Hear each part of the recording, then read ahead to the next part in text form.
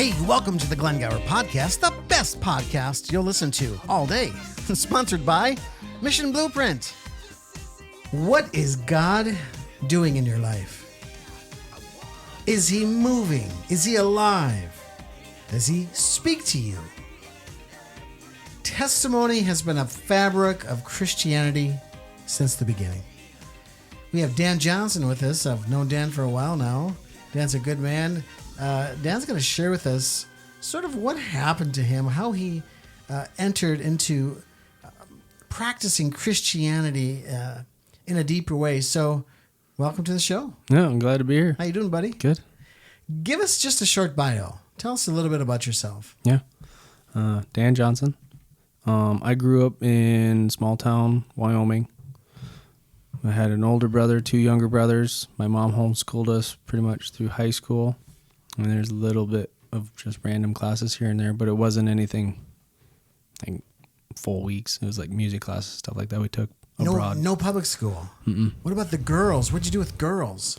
It was far and few between. It was Wyoming. How many people are in Wyoming these days? Since I moved, there's 18 left. It's a pretty barren state. Yeah. And I love Wyoming. Yeah. Especially where I grew up, like eastern Wyoming. There's not much there. Yeah. Did you guys hunt at all? Oh, yeah. Grew up hunting, fishing. Fishing's bleak on eastern Wyoming, too. Western is where it's at for that, though. Oh, no kidding. Yep. Have you ever shot a bear? Yeah. No, you have not. Yeah. Seriously? Yeah. I was Wapaton College, and I took a hunting trip in Minnesota because I was so close. And I went out black bear hunting up there. No Yeah. kidding. What Fun. kind of a round do you need to take a bear down? Believe it or not, like I've asked a lot of that question when we were at that hunting camp, and all these older guys are just like, yeah, super fast, small rounds, they do the job. Don't use like slugs. No like, kidding. That kind of blew my mind. I was like, wouldn't you want like something that like, it's kind of opposite of what somebody would think. I would have never guessed that. Yeah. How about any pheasant hunting in Wyoming? Probably not. No pheasants. No, there's like grouse and stuff there. But yeah. bleak. Did you do any pheasant hunting in? Have you done any pheasant hunting in South Dakota? Mm-hmm. Yeah. My uncle owned some land up here by Aberdeen, and so then my dad had us come up. We hunted with him probably once or twice. So you grew up. You did some hunting with your brothers. Mm-hmm. Tell me about your family. Yeah. My mom and dad. I was a fortunate kid. I'll say fortunate because I see it that way. I was fortunate. My parents stayed together, still are together. So I always had that good mother-son relationship, father-son relationship, and then I also got to see a really good relationship in what they were growing up. So I've had that formation or foundation. Yeah, your family's pretty tight. Yeah, we're really tight. Yeah, really close. All right, so I wanted to discuss with you it's hard to know sometimes your first experience with God. We grew up really young, and I suspect many of us, if not all of us kids, probably experienced God and didn't even know it or don't remember it because we're so young. Right. But as far as you can recall, what was your very first experience or one of your first experiences with God? Yeah. I'm going to throw a little one curveball at you because I kind of remember it, but there is the little bit of religious schooling I did have. I had two classmates. There was another younger boy, and then there was a younger girl. And the younger girl, I think by the age of 12 or 13, she ended up developing cancer, and she ended up passing away. But through the whole process of going through First Communion with her, she would tell the teacher, I kind of thought she was loopy because I'm 11 years old at the time, but she would say, oh, I see angels. So I thought that was a little bit of that kind of like, that's different because I can't. I never have. But I thought that was kind of a little bit different. And then it's funny how like she gets cancer, she passes away. So that was kind of like interesting little thing there. But for me personally, my first one is there's a raffle for cash, and it's a school fundraiser. High school fundraiser that the school is putting on. And I see it's a raffle for cash, and they're putting together all like the funds are going 50-50 drawings, stuff like that. And so this raffle got built up because my younger brother played basketball for the high school. And so I look at my dad one night and I'm like, hey, this is up to like $750 split on this raffle drawing. Nice. I was like, I'm going to go over there and put $50 down and see if I can win this thing. It's a half court shot. You get 3 shots and you win $750. I'm 17. And he's like, oh yeah, no, do it. I know you can make the shot. Are you a basketball player at this time? I was, and I even like kind of practiced for the shot a week ago or a week beforehand. Not much, but I just took some wild shots from half court. I take the shot, and it was weird because I take the shot and I feel like I missed it, and it's just like lightning strikes the hoop. Nothing but net. What was your first thought? First thought. Jaw drop. It was like, what? Because I thought I was going to burn up all my shots. I felt like I was going to make it. One-hander? Yeah. No kidding. It was like quarterback throw. Oh, man. I bet the crowd went crazy. Oh, it was funny because it's dead silent for like 5 seconds. And then it just like erupts. It was funny being in there. Wow. It was funny being in that moment. But the whole purpose with that was so I could get a little money to go to college. I'm not that intelligent, so I treated that money as like a scholarship for myself. Awesome. So, yeah, I put a little bit away for school, and then I kind of squandered a little bit of it, but teach. Yeah. So that was kind of your first experience. So what you're saying is when you threw it, you knew it wasn't going in. That's the part is like, if I could reflect back on it, I was like, that wasn't me making that shot. Something else grabbed that ball and stuck it. Excellent. So how did your faith begin to develop after that? So you go to college, correct? Mm-hmm. Yep. So I go to college for technology education. So where was that at? Wapton, North Dakota, NDSCS. I went up there. I did construction tech education, so a lot of kids go up there for a 2-year associates, and then they'll go into a career field. And I'm not a book person, never have been. I felt like working with my hands was the best option, so that's kind of what I followed suit and went up there. And I knew about the school because my uncles had gone to that school, so I went and signed my name to that piece of paper and went on. At the time I was there, it's actually kind of a rough school to be at. How so? Don't quote me on it, but I was told it was like a top 10, top 5 party school of the nation. So when you think nationwide schools, like that's party got pretty intense up there once in a while. Yeah, there's a lot of alcohol drinking in some of these. Yeah. Well, it's such a rural place too. There's Walmart, the school, and a couple of bars. So it was a rough place to be at for a little while there. I worked for the school as a resident director for the first year. I lost my mind after that year. You can't take it. I thought it was kind of a toxic environment. Didn't have a very good support system. Leadership was poor. Is this a dry campus? Yeah, dry campus. So nobody had alcohol in their dorms. No. And then I got to be the bad guy too, so. How much alcohol did you confiscate?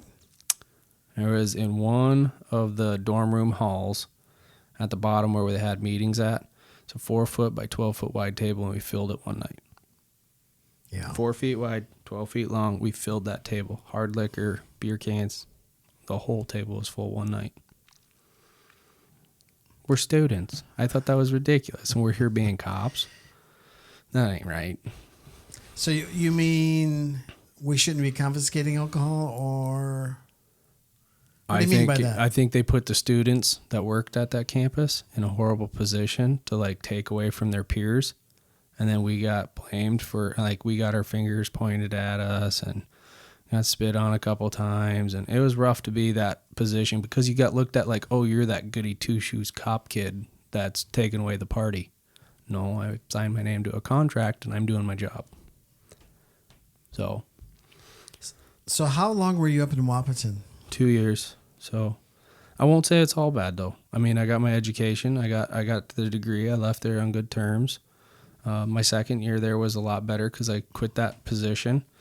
I put more effort in my studies. I had really good experiences with the club I was in. I was the president of a construction tech ed club, so that was a good experience.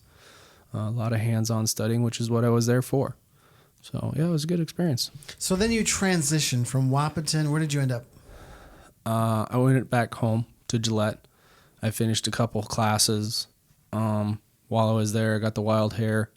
And I decided to go and try to be on a rodeo scholarship is what I was going to pursue. So I was like, well, before I do that, I should probably go do a rodeo camp. So I went on a bull in Casper. It's a mistake that still haunts me today. I walk funny because of it. I came off wrong, kind of tweaked my hip. Nothing broke, but Yeah, it's still, That one toss. that one thing. You still feel that. Oh yeah. What happened? Yeah, I'm chiropractor every 3 weeks, just get it pulled back into place. Yeah. I just came off funny, and the way I hit the dirt, they say the way I must have came off is that it jolted my hip completely out of socket, in socket. It must have pulled a bunch of ligaments. And I'm this 23, 24-year-old Superman mentality, and I don't need, I'm still walking. I'm fine. I'll rub some dirt on it. Year later, going to the chiropractor, your hips are sitting funny. So, oh well. It is what it is. Yep. So then what happened next? I pursued a second degree. And so I went to Black Hills State, which is Spearfish, South Dakota. And I was going to go for, what do they call it? Construction tech education. So I was trying to get a shop teacher degree so I could teach shop to high school kids. They cut the program short on a lot of people. I was one of them. They were going to have me monitor, I think, 30 credits worth of classes. They're going to hand me a stack of tests at the end of the semester monitored by a dean, and if I pass, great. If I don't, they just take your money and run, which I think two-sided on that thing. So when did you encounter the supernatural? Well, so I did the bull riding thing. Wahpeton wasn't a fun experience. All throughout this period of time, this is 4 years of me just really kind of going through life at a la-di-da pace. And so I would say I'm somewhat depressed, feeling sorry for myself because I set out for a goal that was probably unachievable for me. I just kind of felt defeated. So night number 1 in Spearfish, 23 years old, I think, 22, 23 years old. Go down to the bar, grab a bottle of Jack Daniels, swing past the gas station, get a pack of Marlboro cigarettes, and pretty sure I finished them all off by morning. But can't say that. I didn't make it to the morning. So I'm 90% away of all this, through all of it. I go lay down, probably 5 minutes go by. And if you've ever had a couple shots, you understand that you're kind of on this tipsy thing. Because I kind of reflected on this on the car ride over today too. In that moment, I'm laying on the bed, thinking I'm going to fall asleep. And I have this piercing pain, pressure hit the bottom of my heel on my left foot. And it kind of just starts coiling. It feels like an anaconda coiling around my leg. It's just wrapping my leg. Some doctor could probably tell me I'm wrong with this, but it's what I believe happens.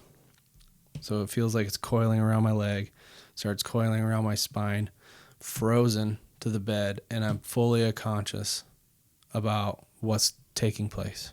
I could feel something weird is in the room with me at this moment in time. By the time I actually feel like I can, I'm not froze to the bed, I spry off the bed, look at the bed, I'm wide-eyed, fully sober, right? There's no, I could have walked a straight line at that moment in time. That's the fastest way to sobriety is getting the door scared out of you. But yeah, I'm looking at the bed. I'm like, what? Is something in there with me? And it's not. And I'm thinking, well, this is demonic, spiritual, something weird happening. And so I kind of just panic. I'll say panic. And kind of lean on Catholic teachings, which I really don't understand at this moment in time. Grab a brown scapular, probably the best move of the night. Grabbed a rosary, threw it in my pocket, put a brown scapular on, drove down to the church, and pretty much slept on the couch at the church's basement because I was not staying in that room. Next morning, I went out, ran around town, got breakfast, and I was wearing my St. Michael medallion. That's my patron saint, so I usually had one on. I'm wearing my St. Michael medallion. Waitress comes up to me, hands me food. Oh, you're Catholic. I'm like, oh, yeah, I'm Catholic. And so she was like, well, you need to are you going to the school? I was like, yeah, I'm here for, Black Hill State. Well, you need to go down and meet these people down at the Newman Center. And so I go down there, and I met some really good people down there. I feel like this is that moment in kind of time where there was really good people there. And there were some people that I felt were more emphasis on their education than their spiritual journey, which was hard for me because maybe this wasn't a good point for me to even be there for education. You know, I was coming out of kind of depressed, feeling sorry for myself, but I started pursuing Christ at this moment in time, trying to put some emphasis on that. And I was kind of over being at college anyways, because this is like my second, third stint through the whole system. And I was just like, yeah, whatever, know how to study, know how to take the test, blah, blah, blah. PowerPoints, read it, pass, whatever. But for me, I kind of really put my foot down on just trying to like do the Newman Center thing. And I got a lot of really good rewards out of it. And then I met some really good people out of it. Inside that, I met all these random people who happenstance, like they knew my wife at this moment in time, and I won't meet her till another 5 years down the road, right? So it's kind of funny how all that happens. From there, they cut program on us. And so have this weird moment to where it's, well, now what do I do? I'm not got the intelligence behind me to like stick out monitoring 30 credits. So I'm just like, whatever, I'm out. I'll go find a job. Hooked up with a manufacturing plant. I was there for probably 2 years. And then me and my brother ended up in the same house together. Tried to flip it. Still working on that house. My other brother graduated college, so he ended up there. And I had this weird, like, 3-year transition of just kind of like going in the moment of time. Like, you just working a job and get up, go to work, come home, eat, do a routine. It's like 2 years, you kind of blink and it all goes away. And I kind of had this moment when I come back home from work. My two brothers are hanging out on the couch. Hey, we got food, whatever. And I was just like, I need to shake things up. I got to go do something. I just feel off. And so I go down to the church. And I'm like, how do you sign up to become the Knights? I need to have some purpose. I need to have some structure. I need to go do something besides just work on this house and go to work. I don't, donate time at this point in time. So I thought the Knights would have been a good thing for me because I knew a little bit about them. So I go down there, great group of guys, signed me up to be a Knight, went through the whole process of that. And then from there, I kind of put a little emphasis on just trying to like be as present in that as I could. But there was still this like longing for something, missing something not really connecting with me. Hindsight, I feel like I was always looking for some group or someone to like point out this magical silver bullet to be, oh yeah, you're supposed to be like this. And it wasn't that case for me. From there, kind of roll forward another couple years. It's got to be 2017, 2016 at this point in time. And I have this good friend. He calls me up. Logan Pokup, I think you know him. Mm-hmm. He calls me up. He says, hey, you want to do Exodus 90 with me? I said, well, what is it? He's like, it's this. Well, how much does this cost? For someone who's footing their own bills, it's kind of like, well, am I going to pay $1,000 for this? And it wasn't that bad. I was like, yeah, sure, let's do that. So he signs me up to the program. We all use the app on our phone. It was super slick, for more modern guys who are always on the move, younger guys always on the move. So we signed up for that. There was 5 of us in it. One guy kind of dropped off really quick. The financial side of it really did kind of kick him because he was at college. He really didn't have the extra pocket change to get through it, and he just didn't have the desire. Maybe he did later in life. I don't know. I didn't know him that well. The other guy, he was just starting his family, just had a kid, so he was really preoccupied with the other stuff. So I respect both those guys for saying, hey, this just not right time for me, But the other 2 guys, Logan and Clint, the guys that stuck it out, we had this really cool bond of being able to get through all these low times in the program and being able to like celebrate with each other in a good manner when we had high bites in the program. So there's lots of fasting, reparations, things like that. Mm-hmm. What were some of the things you guys were doing? Mm-hmm. Well, we tried to stay to the program as best we could. So, of course, you got the cold showers, no sweeteners in your drinks. I think how are those cold showers? That was brutal. Rough, isn't it? Like the first dozen are horrible. And it's like, this is cold. It's lukewarm. But I tell you, you start getting into ice. But then it was weird, too, because like if you really kind of do stick to it, you kind of have a longing to do it. And I turned it into ice baths. How did you do that? I don't know. It's just weird. It's like there's this weird thing that clicks inside you. I think everybody has it, to where a little bit of suffering, when you're trying to like suffer for maybe a betterment of somebody else who's having a bad day, it's not that bad. I'll take a cold shower. I'm going to do this, and kind of a sacrifice. And then like, this is, what I noticed with the cold showers? What's that? As hard as they are for me, my body felt so great afterwards. I mean, it was crazy. Yeah. There's some really cool studies behind like cold showers and stuff like that. Let's continue. What else were you guys doing as far as fasting? We did the old school traditional of having fish on Wednesdays, Fridays, no sweeteners in your drinks. We had water, iced tea, black coffee. A couple of us struggled with the black coffee. How so? Oh, we're used to just dumping cream and sugar into the thing and trucking right along. How about alcohol? Our thing was we had, I can't remember if it was 24 or 12-hour period on Sunday to where you could go ahead and indulge a little bit. Go have some nachos and beer, watch the game. But other than that, it's like right back to the fight on Monday morning. So there was a little bit, but it wasn't nothing ever bad. I think at one point in time, one of our meetings, we said, hey, we're going to do like street tacos at Clint's house, and we're going to bring a 6-pack. Well, I think that was a good thing because it was like kind of a celebration of getting through a certain point in time of the program. So it was good. We didn't do like extreme things to where if one of us fell, we were all struggling and suffering, to where it was, I've heard of programs to where, oh yeah, brother, Cliff, he's struggling, so we're all going to sleep on the floor tonight. And that's great, but it wasn't our kind of wind up to it. We kind of took this weird mentality to where it's like, hey, one of our meetings was, hey, uplifting music all the time. You want me to go into the gym and listen to uplifting music? Michael W. Smith, man, can't do it. It is a struggle. Kind of hard to listen to praise and worship when you're trying to like clang and bang a bunch of iron right now. Yeah, you just listen to some of the Christian hard heavy metal stuff. Mm-hmm. Well, and then Clint and Logan, they were part of a boxing club too, so then they're forced to kind of listen to the heavy metal or whatever rock music's playing in the gym.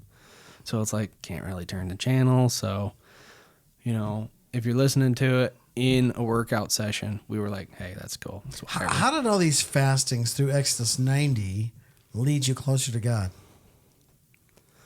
There's a point in time where I was doing the workout. I always felt like three things had I kind of learned this through the program. Three things that you really got to like get clicking on all cylinders to really kind of like have clarity in your life. And it's having a little bit of mental. And so for me, that little bit of readings helped throughout the day. Having that little bit of listen to God's word, go through the pace, and then having the suffering right along that. So you have that mental side of it, the physical side of it, to where you're like asked to go, hey, if you're whatever state of shape you're in, go and do something a little physical. And for a couple of us, it was some extreme workouts we put together for ourselves. And then the other side of it was that spiritual journey to where we were pushing each other like, hey, if you're not in confession this week, make sure you're there Monday. Mm-hmm. Hey, I did this. Come with me. I'm going to do 7:30 daily mass if we could catch it. So we were really trying to like put an emphasis on that. I think one meeting we actually did like sit down, we did a rosary, and we just kind of like hashed out kind of how the week went. And we weren't even like super strict on meeting every week. It was like even bi-weekly. So some might call us a liberal group. On another side, I would say that was probably one of the most rewarding programs I've ever gone through with those guys, because we structured it to work best for us. So it sure built up your discipline, right? Mm-hmm. Yeah. Yep. And do you think that has carried over into your life now? Oh, absolutely. Yep. I reflect on, there was one random day probably a month ago, and I was like, you know what? I'm just going to do a cold shower. And I don't know why. I'm just going to do a cold shower. Maybe it was the Holy Spirit. Could be. Asking you to offer it up for somebody. Yeah. Absolutely. Could be as simple as that. Yeah. Mm-hmm. Yep. So that was a big turn point in my life on that too. And then for me, like you mentioned the girls right away, and the Wyoming thing has really not been part of this whole conversation. And I'm 27 at this point in time. And it's odd how I get through this point in time and I'm like clicking on all these cylinders that I kind of discovered, like the mental clarity's there, the physical side's there. I can run 2 miles without being winded. Shoot, I can run 100 yards without being winded at this point in time. Because when I first started, I was like 240 pounds. For a guy who's 5'10", that's pretty big, dude. So, like, I'm feeling physically better. I'm in so much better shape. I got myself down to 195, and the spiritual side's there. There's a 5-year gap. I think I was telling you upstairs, 6 to 5 year gap to where it's like, I ain't going to confession. Just didn't, But then you have this point in time to where I was at confessional at least once or twice a week, forcing myself to go, even though it was super uncomfortable. To me, that was almost like part of the, kind of like a cold shower. It was a discipline thing, a self-discipline thing. Do it, because the only one going to push you to do it is you. At one point in time, I started recognizing this. I was wearing a cross necklace for a long period of time. All these treadmills, this is where it really started conditioning my lungs. I'm wearing this cross necklace, and it slips out of my shirt. I'm watching it bounce up and down, and in front of all the treadmills at the gym, there's this huge wall of mirrors.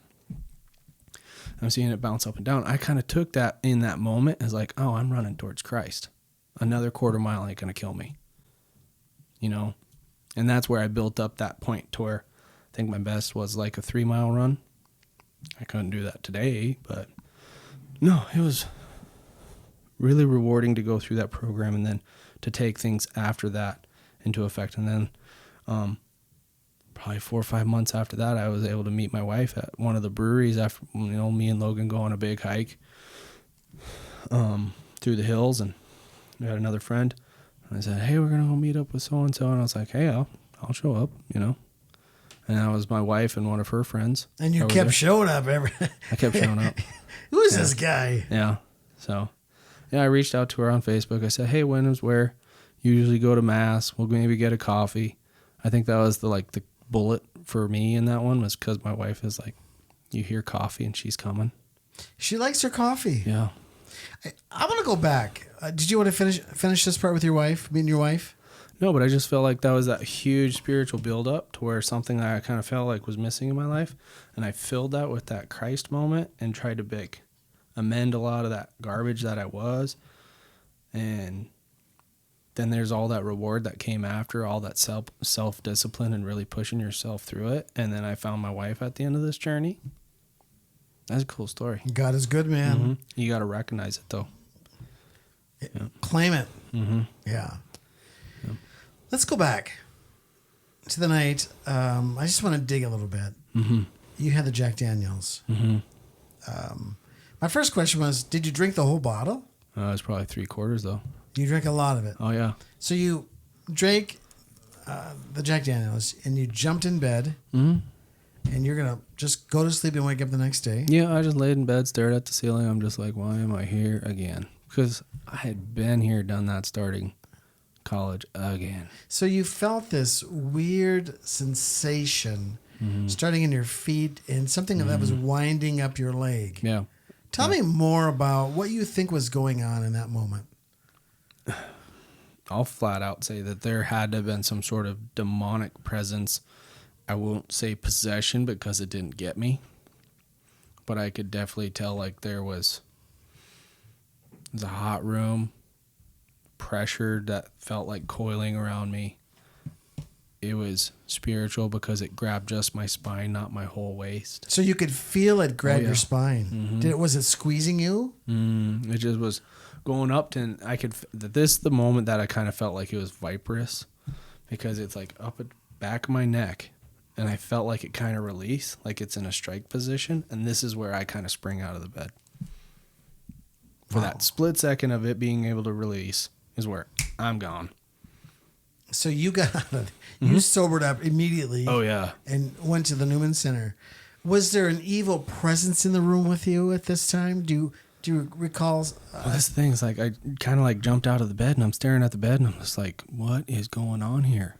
But I knew in my gut, hindsight now, I felt like there had probably been an evil spirit there of some nature. And I'm just going, I ain't staying here. And that's where I kind of go back and it's like, I'm not blind to my Catholic roots. And I grabbed a rosary and a brown scapular, threw it on, and out the door. I'm not staying here. Tell me about the time you went to the Millstone and you met a waitress who asked you about your medal, and then you had another a series of meetings with different waitresses. I really felt a good connection with this waitress because I would go back there a couple times. She was like 50, 60, but she was just a joy to be around. Because even though she'd working, she'd come over, hey, how's it going? I'm thinking about you. I'm glad to see you. How's school? How's this? And like a year later, she passes from cancer, which I find out through the Newman group, because she was going to church. But then it was years later, throughout this, probably not years later, months later, I still go back there, decent food, cheap price, college kid budget. But there was these weird things I would come across, like above the little kitchen window thing, it says like the witch is in. Or, and it was probably around Halloween, so it was just to some. But I was just feeling weird things. But then there was a specific waitress that was over there that I met at one point in time. She's like pointing out all these weird demonic things and confronted me about like exorcism stuff and why Hollywood does this. And then I confronted her. I was like, well, why is it always a Catholic priest who's doing an exorcism? Oh, that's because it's in your face and blah, blah, blah. And it was weird. And then she was pointing out like all these random hot spots for these demonic hot zones or occultic meetings throughout the hills.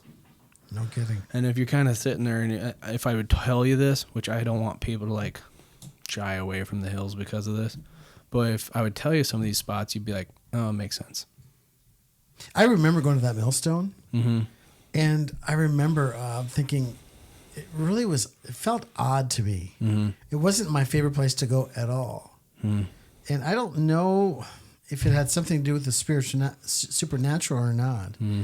But yeah, when you told me earlier, the Millstone, I went, you know what? There was something strange about that place. Yeah. Is it still there? Yeah, I'll make that point. Let me back in because it's good food. I still go there. I have nothing against ownership, but there was a couple waitresses that just like they're pointing me out on things, like they're confronting me on things. Right.